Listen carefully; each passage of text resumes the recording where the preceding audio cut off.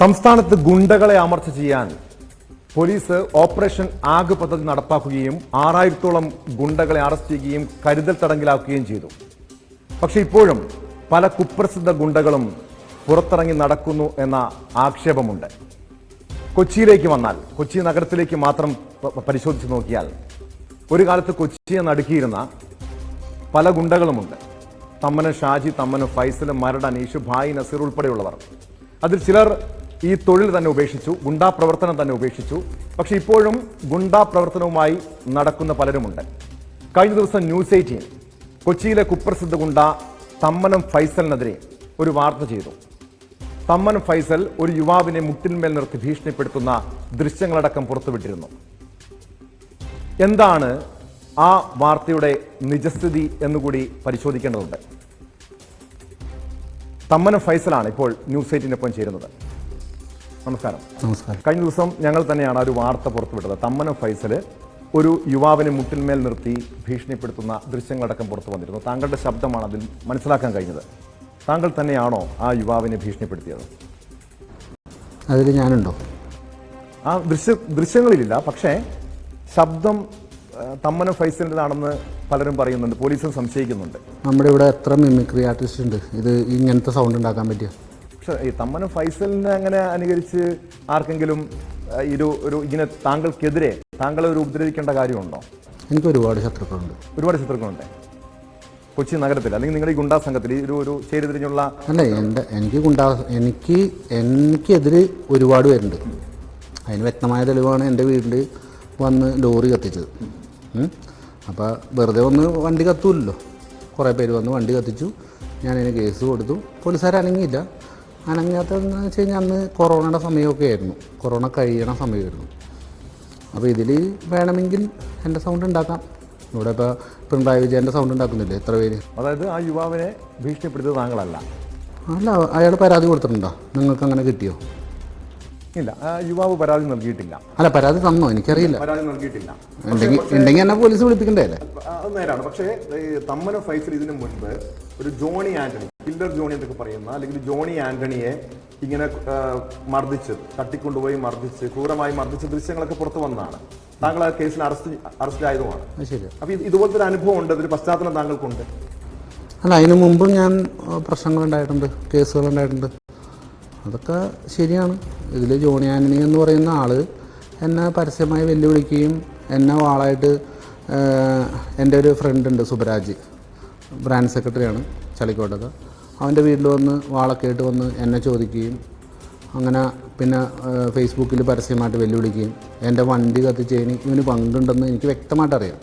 അപ്പോൾ ഇവന്മാർ കാണിച്ച ഘടകത്തിന് ഞാനൊരു ദിവസം മരിച്ച വീട്ടിൽ ഞാൻ ഒറ്റയ്ക്ക് നിൽക്കുമ്പോൾ ഇവന്മാർ 5 പേര് വന്നു. അപ്പോൾ അവിടെ വെച്ച് ഞാൻ ചോദിച്ചു, എന്തിനാണ് ഇങ്ങനത്തെ ഈ കാട്ടായങ്ങൾ കാണിക്കുന്നത്? എന്നെ ജീവിക്കാൻ സമ്മതിക്കില്ല, എന്താണ് കാര്യം, നിങ്ങളുടെ പ്രശ്നം എന്താണെന്ന് ചോദിച്ചപ്പോൾ അവന്മാർ അവിടെ കിടന്ന് പ്രശ്നം വർത്താനം പറഞ്ഞ് അവിടെ കിടന്ന് ഇടിയുണ്ടായതാണ്. ഇടിയുണ്ടായി. പിന്നെ അവർ എന്താ പറയുക, നിങ്ങളല്ല പ്രകോപനം ഉണ്ടാക്കിയത്, അവർ പ്രകോപനം സൃഷ്ടിച്ചപ്പോൾ നിങ്ങൾ തിരിച്ചടിച്ചു. ഞാൻ പറഞ്ഞത്, ഇപ്പോൾ വെറുതെ ഞാൻ ഒരു മരിച്ച വീട്ടിൽ കിടന്ന് പ്രശ്നം ഉണ്ടാക്കേണ്ട കാര്യമില്ലല്ലോ. ഞാൻ എൻ്റെ ഒരു കൂട്ടുകാരൻ്റെ വീട്ടിൽ പോയതാണ്. അവൻ്റെ അമ്മ മരിച്ചിട്ട് ഞാൻ ഒറ്റക്കായിരുന്നു. അവിടെ വെച്ചാണ് ഈ പ്രശ്നം ഉണ്ടായത്. പിന്നെ ഈ പ്രശ്നം രൂക്ഷമായപ്പോൾ ഞാൻ ഈ സുബരാജിനെയും ഇങ്ങനെ അനുരൂപ് അങ്ങനെ ഒരു 3-4 പേരെ വിളിച്ചു വരുത്തി. കാരണം ഇങ്ങനെ ഒരു വിഷയങ്ങളുണ്ടാകുമ്പോൾ അങ്ങനെയാണല്ലോ. അതിൽ കേസായതാണ്. ഇങ്ങനെ നിയമ നടപടികൾ ഇപ്പം നടന്നുകൊണ്ടിരിക്കുകയാണല്ലോ. അങ്ങനെ അതൊരു കുടിപ്പകയുടെ ഭാഗമായിരുന്നത്. അത് കുടിപ്പക. അപ്പോൾ ഈ ഒരു സംഭവം ഇല്ല, അതായത് ഈ യുവാവിനെ മുട്ടിന്മേൽ നിർത്തിയതുമായി ബന്ധപ്പെട്ട കേസുകളൊന്നും? ആ യുവാവിൻ്റെ എന്തോ ഇപ്പം ഇന്ന് വീഡിയോ എന്തോ വന്നിട്ടുണ്ട്. അയാൾ അറിയില്ല എന്താ സംഭവം എന്നൊക്കെ പറഞ്ഞ് എന്തോ ഒരു വീഡിയോ വന്നിട്ടുണ്ട്. ഞാനത് ജസ്റ്റ് കണ്ടു. എന്നെ പോലീസ് വിളിപ്പിച്ചല്ലോ, നമ്മൾ ചെയ്തിട്ടുണ്ടെങ്കിലല്ലേ പോലീസ്. പരിചയമുണ്ടോ ആ യുവാവിന്? പരിചയം അറിയില്ല. അറിയത്തില്ല. നിങ്ങൾ തമ്മിൽ യാതൊരു അടുപ്പമില്ല? അല്ല, ഞാൻ കണ്ടതായിട്ട് എനിക്ക് ഓർമ്മ. കാരണം അങ്ങനെ ചെയ്തിട്ടുണ്ടെങ്കിൽ തമ്മനം ഫൈസൽ പറയും ഞാൻ ചെയ്തിട്ടുണ്ടെന്ന്. അല്ല, എന്തിനാണെന്നോ? അല്ല, എന്ത് കാര്യത്തിനാണ്? അങ്ങനെ ഒരു സംഭവം ഉണ്ടായിട്ടില്ല. ഉണ്ടായെങ്കിൽ പറഞ്ഞാൽ മതിയല്ലോ. പൊതുവെ പറയാറുണ്ട്, ഈ കൊച്ചിയിലെ കുപ്രസിദ്ധ ഗുണ്ടകൾ അറിയപ്പെടുന്ന, അല്ലെങ്കിൽ കുപ്രസിദ്ധ ഗുണ്ടകളുണ്ട്, അതിലൊരാളാണ് തമ്മനം ഫൈസൽ. തമ്മനം ഫൈസൽ യഥാർത്ഥ ഗുണ്ട തന്നെയാണോ? അല്ല, നമ്മൾ പഴയ കാലത്തിൽ ഈ എറണാകുളം തമ്മനത്താണ് ഞാൻ താമസിക്കുന്നത്. അപ്പോൾ അവിടെ 2 കുടുംബക്കാരാണ് താമസിക്കുന്നത്. ഒന്ന് പള്ളന്മാർ, ഒന്ന് മുടോത്തി ഫാമിലി. അപ്പോൾ ഇവർ 2 പേര് കേട്ട ആൾക്കാരാണ്. അതിൽ ഒരു ഫാമിലിയാണ്, മുടോത്തി ഫാമിലിയിലാണ് ഞാനുള്ളത്. അപ്പോൾ ഞങ്ങൾ ഫാദർ വളരെ കഷ്ടപ്പെട്ടൊക്കെ ജീവിച്ചാണ്. പിന്നീട് പെട്ടെന്ന് പൈസ ഉണ്ടായപ്പോൾ പലർക്കും അസൂയകൾ കാര്യങ്ങളൊക്കെ സ്വാഭാവികമാണല്ലോ, വരുമല്ലോ. ഞങ്ങൾക്ക് അന്ന് 98 ഞങ്ങൾക്ക് കോൺഗ്രസ്സുകാരുണ്ട്. അപ്പോൾ അന്ന് കോൺഗ്രസ്സുകാരുണ്ടെന്ന് പറയുമ്പോൾ അന്ന് ഇവിടെ ഈ എറണാകുളം സിറ്റിയിൽ കോൺഗ്രസ്സുകാരുള്ളത് ആകെ 4 പേർക്കും കണ്ടുള്ളൂ. മുഖ്യമന്ത്രിക്കൊക്കെ കോൺഗ്രസ്സുകാരുള്ളൂ. അന്ന് നമുക്കുണ്ട്. അപ്പോൾ ആ ഒരു ജലസി ഉണ്ടല്ലോ, അതാണ് ഇവിടെ വിഷയങ്ങളിൽ തുടക്കം. അതിൽ അവിടെ ഒരു വിഷയം ഉണ്ടായാൽ എൻ്റെ ഫാദറിനെ വന്ന് തല്ലുകയും വീട് തല്ലിപ്പൊളിക്കുകയും എൻ്റെ കൂട്ടുകാരെ തല്ലുകയും അങ്ങനെ കുറേ സംഭവങ്ങൾ. അങ്ങനെ അതിൽ ഞാൻ അയാളെൻ്റെ അയൽപക്കക്കാരനാണെന്ന് തന്നെ പറയാം. മാണിക്കുട്ടി വക്കീൽ, അഡ്വക്കേറ്റ് മാനുവൽ അയാളായിട്ട് തല്ലുപിടിക്കുകയും അയാൾ എൻ്റെ ഫാദറിനെ തല്ലുകയും ഞാൻ തിരിച്ച് അയാളെ വെട്ടുകയും ചെയ്തു. പക്ഷെ ആ കേസിൽ പിന്നെ ശിക്ഷിക്കപ്പെട്ടിരുന്നു. ആ കേസ് ഹൈക്കോടതിയിൽ നടന്നുകൊണ്ടിരിക്കുകയാണ്. ഓക്കെ, അത് എത്രാമത്തെ വയസ്സ്? 1999 അല്ലേ? 99. അതെ. അന്ന് എത്ര വയസ്സുണ്ടായിരുന്നു? 18 വയസ്സുള്ള അന്നാണ് ആദ്യമായിട്ട് ഒരു അല്ല ഫാദറിനെ തല്ലിയെന്ന് പറഞ്ഞു കഴിഞ്ഞാൽ ഇനി ഇപ്പോഴായാലും ഞാൻ ആക്ഷൻ തന്നെ എടുക്കുള്ളൂ. എൻ്റെ അപ്പനെയും അമ്മേനെയും അല്ലെങ്കിൽ എൻ്റെ നമ്മുടെ ചോരേനെ തൊട്ട് കഴിഞ്ഞാൽ നമ്മൾ അങ്ങനെ ആക്ഷൻ എടുക്കാൻ പറ്റുള്ളൂ. എന്തേ മറ്റുള്ള ഇനി ആരെങ്കിലും പുറത്തുനിന്ന് വരുമോ? എന്താ പറയണേ? ഓക്കെ, അല്ല അപ്പം അങ്ങനെയാണ് ഈ ഗുണ്ടാ പ്രവർത്തനം തുടങ്ങുന്നത്. അല്ല അന്ന് അപ്പം തമ്മൻ ഷാജി ഇടപെട്ടു. തമ്മൻ ഷാജി നക്സലേറ്റായിട്ട് വന്നിട്ട് എന്നെ വെട്ടി. എൻ്റെ ഇവിടെ ഒരു പാറുണ്ട് വെട്ടുകൊണ്ടിരുന്നു, വെട്ടി. അത് കഴിഞ്ഞപ്പോഴത്തേക്കും തിരിച്ച് അങ്ങോട്ടടിച്ചു. തമ്മൻ ഷാജിയുടെ വീട് വിളിച്ചു. തമ്മൻ ഷാജി നമ്മളെ വെട്ടാൻ വന്നു. അങ്ങനെ അങ്ങോട്ടും ഇങ്ങോട്ടും പല പ്രശ്നങ്ങൾ. അതൊരു 3-4 കൊല്ലം നടന്നു. പിന്നെ ഷാജിയായിട്ട് പറഞ്ഞ് അങ്ങോട്ടും ഇങ്ങോട്ടും സെറ്റിൽമെൻ്റായി. അപ്പോൾ അന്ന് ഇവിടെ പോലീസ് ജീപ്പൊക്കെ തമ്മനത്ത് തന്നെ 6 ജീപ്പം കണ്ടും കിടക്കുമായിരുന്നു. ആ പ്രശ്നങ്ങൾ എപ്പോഴും ഉണ്ടാവും. അങ്ങനത്തെ ഒരു അന്തരീക്ഷമായിരുന്നു. അതായത് ഈ തമ്മന ഷാജിയുടെ എതിരാളിയായിട്ടാണ് തമ്മന ഫൈസൽ വളർന്നു വരുന്നത്. അതെ, നമ്മൾ അങ്ങനെ എനിക്ക് പരിചയം ഉണ്ടായിരുന്നില്ല. പ്രശ്നങ്ങൾ തുടങ്ങിയപ്പോൾ അതിനുശേഷമാണ് ഈ തമ്മന ഫൈസൽ എന്ന് പറഞ്ഞ പേര് വരുന്നത്. അതെന്താണെന്ന് വെച്ചാൽ ഞാൻ ആലുവയിലോട്ട് പോയി. എൻ്റെ അമ്മയുടെ വീട് ആലുവ. ഞാൻ ആലുവയിൽ ഒരു വീട് ഫാദർ വെച്ചു.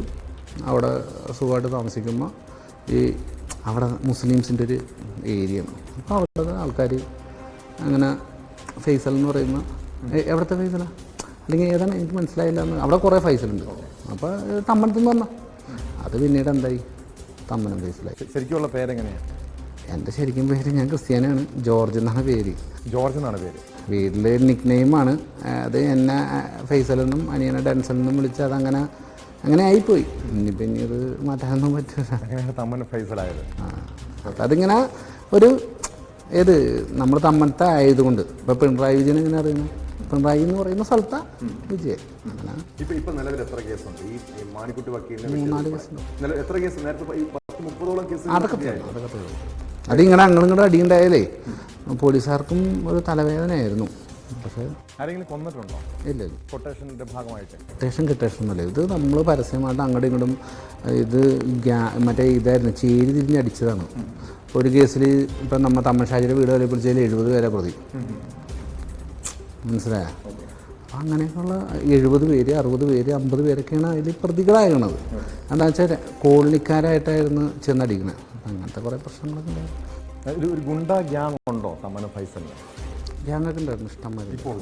ഇപ്പോഴല്ല, നേരത്തെ ഉണ്ടായിരുന്നു. എത്ര പേരുണ്ടായിരുന്നു താങ്കളുടെ ഒരു ഗ്യാങ്? ഒരു 50 പേരിലധികം ഉണ്ട്. ചെറുപ്പക്കാരുണ്ട്. 50 പേരൊന്നുമല്ല, ആ കൂടുതലുണ്ടാവും. ആണോ? താങ്കളുടെ ഒരു ആരാധന കാരണം വന്നവരാണോ?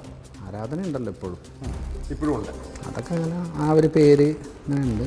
നമ്മൾ പക്ഷേ അങ്ങനെ വേറെ പരിപാടിയായിട്ടൊന്നും നടക്കുന്നില്ല. ഈ 30ഓളം കേസിൽ നിലവിൽ 3 കേസ് തന്നെയുണ്ട്. 3-4 അവസാനമായിട്ട് ഏത് കേസാണ്? അത് ജോണി ആന്റണി എന്ന് പറയുന്ന നമ്മൾ 2021 നേരത്തെ പറഞ്ഞു. അതെ അതെ അതെ. അപ്പോൾ സാധാരണ പറയാറുണ്ട് ഇപ്പോൾ പോലീസ് പല ഗുണ്ടകളെയും അല്ലെങ്കിൽ ഗുണ്ടകളാകുമ്പോൾ നമുക്ക് നാട്ടിലിപ്പോൾ വലിയ രീതിയിൽ ഗുണ്ടകളെ കൊണ്ട് പൊറുതിമുട്ടിയിരിക്കുക. വഴിയെ പോകുമ്പോൾ ചെറിയ പ്രശ്നം ഉണ്ടായാൽ പോലും ആളുകളെ അടിക്കുക, വീട്ടിൽ കയറി അടിക്കുക, തട്ടിക്കൊണ്ടുപോകും, ഇങ്ങനെ സംഭവങ്ങളൊക്കെ ഉണ്ട്. താങ്കൾക്കെതിരെ എന്നെങ്കിലും ഒരു കാപ്പയോ അല്ലെങ്കിൽ ഇത്തരം ഈ ഗുണ്ടാക്റ്റുകൾ? ഇവിടെ ആദ്യമായിട്ട് കാപ്പ ചുമത്തിയത് തമ്മൻ ഷാജിനെയും റൂറലിൽ ഞാൻ ആലുവയിലായിരുന്നല്ലോ. അപ്പോൾ എനിക്കുമാണ്. ഏത് വർഷമാണ് അത്? 2006-ലാണെന്ന് തോന്നുന്നു സ്റ്റാർട്ട് ചെയ്തത്. ഗുണ്ടാക്ട് 2007 സോറി. അന്ന് നിങ്ങൾ രണ്ടുപേരും കാപ്പ ചുമത്തിയാണ്? ഒന്ന് ഫസ്റ്റ് ചുമത്തി. പക്ഷേ അത് നമ്മളപ്പോൾ ഞാൻ അബ്സ്കോണ്ടിങ് ആയിട്ട് ഞാൻ നേരെ ഗൾഫിൽ പോയിട്ട് 4 കൊല്ലം കഴിഞ്ഞിട്ടുണ്ട് ജോലിക്ക് പോയതാണ് ക്രെയിൻ ഓപ്പറേറ്ററായിട്ട്. അങ്ങനെ അവിടെ പോയി ജോലി ചെയ്ത് ഞാൻ തിരിച്ചു വന്നു. തിരിച്ചു വന്നിട്ട് പണി നിർത്തി. പിന്നെ ഞാൻ പരിപാടി അങ്ങനെ ഒന്നും ഉണ്ടായിരുന്നു. പിന്നെ ഈ ചിലപ്പോൾ ഈ ജോലിയുടെ ഭാഗമായിട്ട് അങ്ങോട്ടും ഇങ്ങോട്ടൊക്കെ ഓരോ ഒന്നും തള്ളും മീഡിയൊക്കെ ഉണ്ടാവാറുണ്ട്. അതൊക്കെ താങ്കൾ പറഞ്ഞത് ഞങ്ങൾക്ക് ശത്രുക്കളുണ്ടെന്ന് പറഞ്ഞു. ആരാണ് ഈ പ്രധാന ശത്രു? തമ്മനം ഫൈസലിന്റെ പ്രധാന ശത്രു ആരാണ്? നമ്മ അവരെ പറഞ്ഞ് നമ്മ എന്തിനാ ഹൈപ്പ് ചെയ്യുന്നത്? അല്ല, ഈ ഞാനൊരു വില കൊടുക്കാത്ത ആൾക്കാരാ, ഞാൻ ഹൈപ്പ് ചെയ്യേണ്ട കാര്യമില്ല. മരട് അനീഷും തമ്മനം ഫൈസലും തമ്മിൽ വലിയ കൊടിയ ശത്രുത ഉണ്ടെന്ന് പറയുന്നു. ഈ മരട് അനീഷിനെ ജയിലിൽ വെച്ച് കൊട്ടേഷൻ കൊടുത്തത് താങ്കളാണെന്നൊക്കെ ഒരു കഥകളുണ്ട്. ഇങ്ങനെ കഥകളായിട്ട് തന്നെ കിടക്കട്ടെ. അതുള്ളതാണോ? നമുക്കങ്ങനെ ശത്രുക്കൾ വന്നവർ പറ്റുന്നില്ല. അല്ല, മരട് അനീഷാണോ തമ്മനം ഫൈസലിന്റെ പ്രധാന ശത്രു? ഞാൻ അങ്ങനെയുള്ള നിങ്ങൾ തമ്മിൽ ഈ കുടിപ്പൊക്കെ ഉണ്ടോ ഇപ്പോഴും? അല്ല, നമുക്ക് എൻ്റെ കൂടെ എന്ന് വെച്ചാണ്, അല്ലാതെ എനിക്ക് അതിനെ പറ്റി ഒന്നും പറയാൻ പാടില്ല. പിന്നെ തെറ്റാനുള്ള കാരണം എന്താ? തെറ്റാന്നാണ് അവിടെ ഒരു ചെറിയ വിഷയം ഉണ്ടായി. അതിനെ ചൊല്ലി ഇങ്ങനെ സംസാരിച്ചപ്പോൾ അങ്ങോട്ടും ഇങ്ങോട്ടും ഒരു രസക്കുറവ് വന്നതാണ് ഒരു കൂട്ടുകാരൻ്റെ. അങ്ങനെ സെറ്റിൽ ചെയ്തിട്ടില്ല. അപ്പം ഇനിയൊരു നിങ്ങൾ തമ്മിലുള്ള ഒരു സെറ്റിൽമെൻ്റ് ഒക്കെ ചെയ്തതാണ്. നമ്മൾ പ്രശ്നങ്ങളില്ലാതെ നമ്മൾ ഒഴിഞ്ഞു മാറിയതാണ്. ഇപ്പോൾ വണ്ടി കത്തിച്ചിട്ടുണ്ട്. അത് വെച്ചാൽ ഇനി എന്തുണ്ടാവുമോ എന്താണെന്ന് പറയാൻ പാടില്ല. വണ്ടി കത്തിച്ചു, രണ്ട് ലോറിയാണ് കത്തിച്ചു. ആരുടെ? താങ്കളുടെ ലോറി കത്തിച്ചു? അത് ഇവരാണ്, ഈ മരട് അനീഷൊക്കെയാണ്? അത് എനിക്ക് കറക്റ്റായിട്ട് അറിയാൻ പാടില്ല. നമുക്ക് അറിയാൻ പാടില്ല. പോലീസിന് പരാതി കൊടുത്തു. അല്ല, അത് നിയമപരമായിട്ടല്ലേ മുന്നോട്ട് പോകാൻ? ഞാൻ പരാതി കൊടുത്തിട്ടുണ്ട്. ഞാൻ എല്ലാ കാര്യവും നിയമപരമായിട്ടാണ്. ഞാൻ എപ്പോഴും അങ്കമാലി സ്റ്റേഷനിൽ എന്തെങ്കിലും പരാതിയായിട്ട് കൊണ്ടു കൊടുക്കും. അല്ലെങ്കിൽ ഞാൻ പരാതി കൊടുക്കുന്ന ഒരാളാണ്. കാരണം എന്താ വെച്ചാൽ നമുക്ക് അറിയാം പോലീസാണ് കാര്യങ്ങൾ ചെയ്യേണ്ടത്. പോലീസ് ചെയ്യുന്നുണ്ട്. പക്ഷേ അന്നത്തെ വണ്ടി കത്തിച്ച സമയത്ത് കൊറോണ ആയിരുന്നു. ആ സമയത്ത് പോലീസ് സ്റ്റേഷനിൽ പോലും കയറാനായിട്ട് ഒരു അനുവാദമില്ലാത്തൊരവസ്ഥയായിരുന്നു. ആ സമയത്ത് കത്തിച്ചപ്പോൾ അവരെ വിളിപ്പിക്കുക പോലും ചെയ്യാൻ പറ്റാത്തൊരവസ്ഥയായിരുന്നു. അവരെയും പറഞ്ഞിട്ട് കാര്യമില്ല. അതിൻ്റെ ഭാഗമായിട്ടാണ് ഈ ജയിലിൽ വെച്ചുള്ള കൊട്ടേഷൻ നടപ്പാക്കിയത്. പ്രശ്നങ്ങളങ്ങനെ നടക്കുകയാണല്ലോ. അതിലിപ്പോൾ അതാരാണെന്ന് ഇപ്പോൾ പറയാൻ പറ്റില്ലല്ലോ. ജയിലിൽ ഇപ്പോൾ സംഭവിച്ചു, അതിൽ 2 പേര് പ്രതിയായി. അതിൻ്റെ പിന്നിലെ കുറേ പേരുണ്ടാവും. ഇവൻ്റെ ശത്രുക്കളായിരിക്കും. ഇവനാരൊക്കെ ശത്രുവെന്ന് എനിക്കറിയാൻ പാടില്ല. ഇവൻ ഈ ലോകത്തുള്ള എല്ലാവരെയും വെല്ലുവിളിക്കും. അന്ന് കണ്ടില്ലേ, മാതാം വന്നപ്പോൾ ചൊറിയ എന്നൊക്കെ പറഞ്ഞിട്ട് അങ്ങനെയൊക്കെയുള്ള വെല്ലുവിളിക്കും. അതിലിപ്പോൾ ദേഷ്യം കാരണം ചിലപ്പോൾ ചെയ്യുമായിരിക്കും. നമുക്കറിയില്ല ഇതിനെപ്പറ്റി. ഇല്ല. അപ്പോൾ തമ്മനം ഫൈസൽ ഈ പണി നിർത്തിയെന്ന് പറയുന്നത് 2020. ഞാൻ പണി നിർത്തിയെന്ന് പറഞ്ഞാൽ ഞാൻ എൻ്റെ കാര്യം നോക്കി കിടക്കുകയാണ് കുറേ നാളുകളായി. ഞാൻ ഈ ജൂനിയറിൻ്റെ കേസ് ഉണ്ടാവുന്നതിന് 6 കൊല്ലം മുമ്പാണ് എൻ്റെ വീട്ടിൽ കിണർ കുത്താൻ വന്ന ഒരാളായിട്ട് ഇങ്ങനെ വാക്കുകൾക്കുണ്ടായ ഒരു കേസ് 324 എന്ന് പറഞ്ഞ സെക്ഷൻ ഒന്നും തള്ളുണ്ടായത്. അങ്ങനെ ഒരു കേസുണ്ടായി. അപ്പോൾ 6 കൊല്ലം മുമ്പ്. അപ്പോൾ ഈ ജോണിയാൻ്റെ കേസിന് 6 കൊല്ലം മുമ്പാണ് ഒരു കേസ് ഉണ്ടായിരുന്നത്. അതിന് മുമ്പ് ഈ പറഞ്ഞ കേസുകളൊക്കെയാണ് ഉണ്ടായത്. അന്ന് ഒരുപാട് കേസുണ്ടായിരുന്നു പണ്ടേ. അത് കൊട്ടേഷൻ്റെ ഭാഗമല്ല, ഈ പറയുന്ന കുടിപ്പകയുടെ ഭാഗമാണ്. കുടിപ്പകയുടെ ഭാഗത്തായിട്ട് അങ്ങോട്ടും ഇങ്ങോട്ടും ഒക്കെ പ്രശ്നങ്ങൾ ഒരുപാടുണ്ടായി. വെട്ടും കുത്തുമൊക്കെ നടന്നു. താങ്കളുടെ തൊഴിലെന്താ? എനിക്ക് വേസ്റ്റിൻ്റെ വണ്ടിയുണ്ട്, ടിപ്പറുണ്ട്. പിന്നെ ഫാദറിൻ്റെ ബിസിനസ്സും കാര്യങ്ങളുണ്ട്, സ്ഥലങ്ങളൊക്കെ വിൽക്കണ പരിപാടികളുണ്ട് ഫാദറിന്. കുഴപ്പമില്ലാതെ സ്വസ്ഥമായിട്ട് ജീവിക്കാം. പിന്നെ ഇത് നിർത്തുവാ ഈ ഗുണ്ടാ കൊട്ടേഷൻ പണി? ഗുണ്ടായുസത്തിന് ഞാൻ ഗുണ്ടായുസത്തിൽ പോകുന്നില്ല. നിങ്ങൾ പറ, എവിടെയാണ് ഞാൻ ഗ്യാങ് കൂടി വെള്ളം അടിച്ച് അലമ്പുണ്ടാക്കിയതെന്ന് പറഞ്ഞേ എന്ന് പറ. ഓട്ടെ, ഈ 3 കൊല്ലത്തെ കണക്ക് പറ. അങ്ങനെയാണെങ്കിൽ പോലീസ് തന്നെ വിളിപ്പിക്കണമല്ലോ. എവിടെയാണ് ഞാൻ ഉണ്ടാക്കി? 3 കൊല്ലമായിട്ടില്ല. അല്ല, 3 കൊല്ലമല്ല, നിങ്ങൾ പറയാന്ന് എപ്പോഴാണ് ഉണ്ടാക്കിയത്? 2021 പറഞ്ഞു. 2021 കേസ് ഉണ്ടായല്ലോ. ഞാൻ പറഞ്ഞത് ആ കേസ് ഉണ്ടായത് കാപ്പ താങ്കൾക്കെതിരെ ചുമത്താനുള്ള വകുപ്പില്ലെന്നാണ് പറയുന്നത്. അതെനിക്കറിയാൻ പാടില്ല. അത് പോലീസിൻ്റെ തീരുമാനമല്ലേ, അവരാണല്ലോ അത് തീരുമാനിക്കുന്നത്. ഓക്കെ. ഞാൻ പറഞ്ഞത് നമ്മൾ അവിടെ ജംഗ്ഷനിൽ പോയി, എൻ്റെ വീട് ആലുവ അങ്കമാലി തുണിയനം എന്ന് പറഞ്ഞ സ്ഥലത്താണ്. ഞാനിപ്പോൾ അവിടെയാണ് താമസിക്കുന്നത്. ഭാര്യ വീട് അവിടെയായതുകൊണ്ട് അങ്ങോട്ട് മാറിയതാണ്. പിന്നെ ജോലിയുടെ ഭാഗമൊക്കെ ആയിട്ട് അങ്ങോട്ട് മാറിയതാണ്. അപ്പോൾ അവിടെ ജംഗ്ഷനിൽ കൂടി നിൽക്കുകയോ അല്ലെങ്കിൽ മറ്റുള്ളവരെ ശല്യം ചെയ്യുകയോ ഒന്നുമില്ല. നമ്മുടെ കാര്യം നോക്കി കിടക്കുന്നു. മനസ്സിലായി? ഇന്നത്തെ കാലത്ത് പല കൊട്ടേഷൻ സംഘങ്ങളും ലഹരി ഇടപാട്, സ്പിരിറ്റ് കടത്ത്, ഇവിടുത്തെ ആരോപണം, സ്പിരിറ്റ് കടത്തുമായി ബന്ധപ്പെട്ട ആരോപണമൊക്കെ ഉണ്ടായിരുന്നു. അങ്ങനെ ഇല്ലല്ലോ? എനിക്ക് അങ്ങനെ ഒരു കേസില്ലല്ലോ. സ്പിരിറ്റും ലഹരിയൊന്നും കടത്തിയിട്ടില്ല? അല്ല, എനിക്കങ്ങനെ ഒരു കേസില്ല. അങ്ങനെ ആരെങ്കിലും കടത്തുന്നുണ്ട്? ഇപ്പോഴത്തെ ഗുണ്ടാസംഘങ്ങൾ ആരെങ്കിലും കടത്തുന്നുണ്ട്? പണ്ടൊക്കെ ഇവരൊക്കെ നടത്തിയിട്ടുണ്ടായിരുന്നു. ഇപ്പം അങ്ങനെയൊന്നും ഞാൻ ഡ്രഗ് ഉണ്ടോ? ഡ്രഗ് ഇവിടുത്തെ മിക്ക ഗുണ്ടകളും നടത്തുന്നുണ്ട്. ഇത് ഈ പറയുന്ന കൊട്ടേഷൻ ഗ്യാങ്ങുകളല്ല, ലീഡർമാരെ നടത്തണം. താങ്കൾ നേരത്തെ പറഞ്ഞ കക്ഷി ഉൾപ്പെടെ ഉണ്ട്. അങ്ങനെയൊന്നും ഞാൻ പറയാം. അത് പോലീസ് അന്വേഷിക്കട്ടെ. ഇവിടെ പോലീസിന് ഫുൾ പവർ ഉണ്ട്. പോലീസ് അന്വേഷിക്കുന്നുണ്ട്, പോലീസ് പിടിക്കുന്നുമുണ്ട്. പക്ഷേ ഈ ഇവരിലേക്ക് എത്താൻ പറ്റുമോ? ഈ പ്രധാനികളിലേക്ക് നമുക്ക് എന്താ കാര്യം എന്ന് വെച്ച് കഴിഞ്ഞാൽ ഇവരുടെ ഒന്നും രഹസ്യങ്ങളൊന്നും നമുക്ക് അറിയാനൊരു മാർഗ്ഗമില്ല. കാരണം രഹസ്യങ്ങൾ അറിയണമെങ്കിൽ ഞാൻ ആ ഒരു ഫീൽഡിലോട്ട് പോകണം. എങ്ങനെ ഈ ഡ്രഗിലേക്ക് എന്ത് ഡ്രഗ് അവർ കടത്തുന്ന അറിയോ?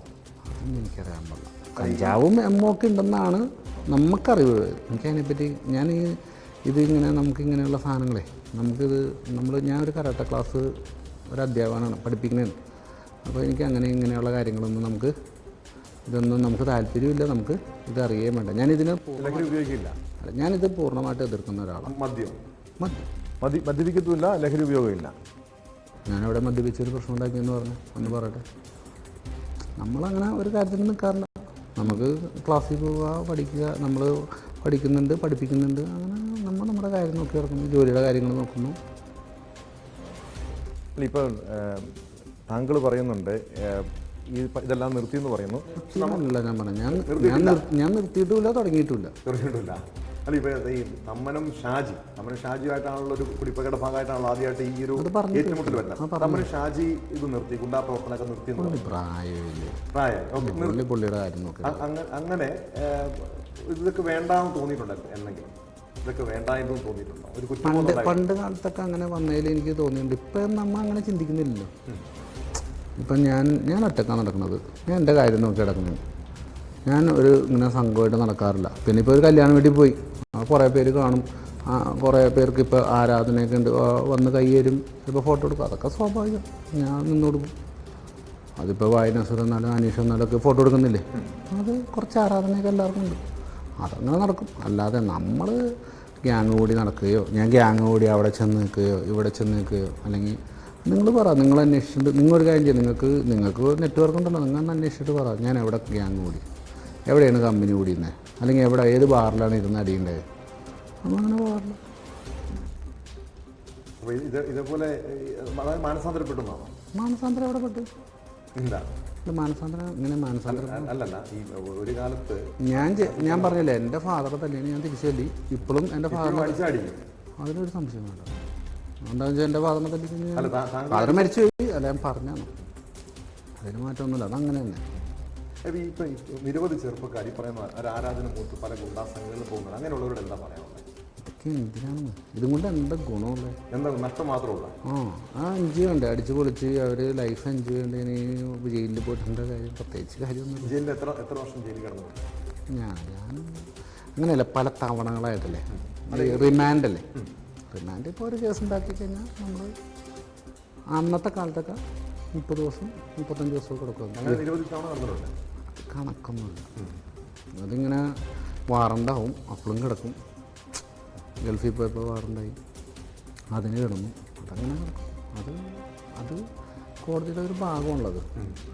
അവർ പോലീസ് കറക്റ്റായിട്ട് ഇതിൻ്റെ ആക്ഷനും കാര്യങ്ങളൊക്കെ എടുക്കുന്നുണ്ട്. നമുക്കറിയാം. ഇപ്പോൾ എന്തുകൊണ്ടാണ് പോലീസ് വന്നിട്ട് എന്നെ പിടിക്കാത്ത അല്ലെങ്കിൽ ചോദ്യം ചെയ്യാത്ത എന്താണെന്ന് വെച്ച് കഴിഞ്ഞാൽ ഞാനൊരു പ്രശ്നങ്ങൾ ഉണ്ടാക്കുന്നില്ല, ഞാൻ എൻ്റെ കാര്യം നോക്കി എടുക്കില്ല. പോലീസും ഗുണ്ടകളും തമ്മിൽ എന്തെങ്കിലും അവിഹിത ബന്ധങ്ങളൊക്കെ ഉണ്ടാവും, എല്ലായിടത്തും ഉണ്ടല്ലോ. അതൊക്കെ നമുക്കറിയാൻ പാടില്ല ഇത് എങ്ങനെയൊക്കെയാണെന്നുള്ളത്. എന്തായാലും താങ്കൾ സഹായിക്കുന്നുണ്ടോ പോലീസുകാരെ? ഞാനങ്ങനെയുള്ള കാര്യങ്ങളൊന്നും ഞാൻ പറഞ്ഞില്ലേ, നമ്മൾ പണിയെടുക്കുന്നു പോകുന്നു, അതുകൊണ്ട് നമ്മൾ വേറെ ശല്യത്തിനൊന്നും പോകാറില്ല. പിന്നെ ഞാൻ ഇപ്പോൾ വേസ്റ്റിൻ്റെ വർക്ക് എടുത്തപ്പോൾ അവർ ഭയങ്കരമായിട്ട് എന്നെ പല പോലീസുകാരും പറഞ്ഞാടാ നീ പണിയെടുത്ത് ജീവിക്കുന്നുണ്ടല്ലോ. അത് അവരെന്നോട് കുറേ പേരങ്ങനെ നീ പണിയെടുത്ത് ജീവിക്കുന്നുണ്ടോ, മറ്റുള്ളവരെ പോലെ അല്ലല്ലോ എന്ന് പറഞ്ഞിട്ടുണ്ട്. രാത്രി കാലങ്ങളിലൊക്കെ ഞാൻ ഇങ്ങനെ ഇതിനു വേണ്ടി നടക്കുമ്പോഴൊക്കെ CA-മാരും ഒക്കെ റോട്ടിലൊക്കെ നിൽക്കുമ്പോൾ എന്നെ പിടിച്ച് നിർത്തിയിട്ട് എന്താ അവിടെ എന്നൊക്കെ ചോദിക്കുമ്പോൾ ജോലി എടുക്കണേ കുഴപ്പമില്ല, ജോലി എടുത്ത് ജീവിക്കണത് അവർക്ക് സന്തോഷമാണെന്ന്. ഈ ജോലി എടുത്ത് ജീവിക്കണവരാരും ശല്യം ചെയ്യില്ല, ഇവിടെ വെറുതെ ഇരുന്ന് തിന്നവരാണല്ലോ ഈ പ്രശ്നം.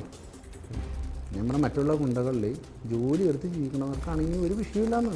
പക്ഷെ അവർ മറ്റു പണിയിൽ ഡ്രഗിലേക്ക് ഇവിടുത്തെ വിഷയം അത് നടക്കുന്നുണ്ട്, അത് പലരും ചെയ്യുന്നുണ്ട്. അത് ആരൊക്കെയാണെന്ന് നമുക്കിപ്പോൾ കറക്റ്റ് അത് പോലീസാണ് അന്വേഷിക്കേണ്ട. പോലീസ് അന്വേഷിക്കുന്നുമുണ്ട്, പിടിക്കുന്നുമുണ്ട്. പലരെ പിടിക്കുന്നില്ലേ? ഇവിടുത്തെ പോലീസ് വെറുതെ ഇരിക്കണമല്ലോ, കഴിവുള്ളവരാണ്. ഗുണ്ടകളെ പേടിയുണ്ടോ പോലീസ്? എന്തിനാ പേടിക്കുന്നതിന്? ഇല്ല.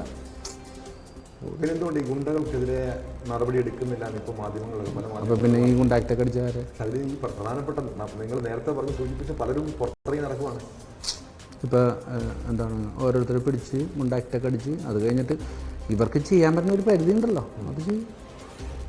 ഇപ്പോൾ ഞാൻ ചെയ്താൽ അവർ ചെയ്യും, നാളെ ടോം ചെയ്താലും അവർ ഇതേ ആക്ഷൻ എടുക്കും.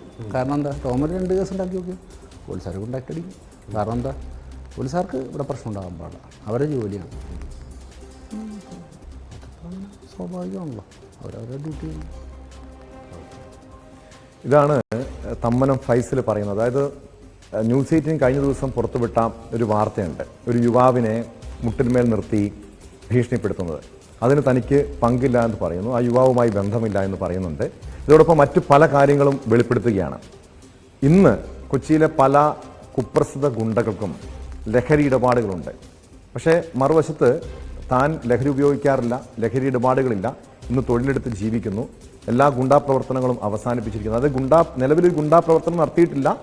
ഒരു കാലത്ത് കുടിപ്പകയുടെ ഭാഗമായി ഉണ്ടായിട്ടുള്ള സംഭവങ്ങളുടെ പിന്നിൽ ചില ആക്രമണങ്ങളുണ്ടായി. അതിൻ്റെ പേരിൽ നിരവധി കേസുകൾ ഉണ്ടായിരുന്നു. ഇന്ന് നിലവിൽ 3 കേസ് മാത്രമാണ്. 3 വർഷം മുൻപാണ് ഒരു കേസിൽ പെട്ടതെന്നാണ് തമ്മനം ഫൈസൽ പറയുന്നത്. അതായത്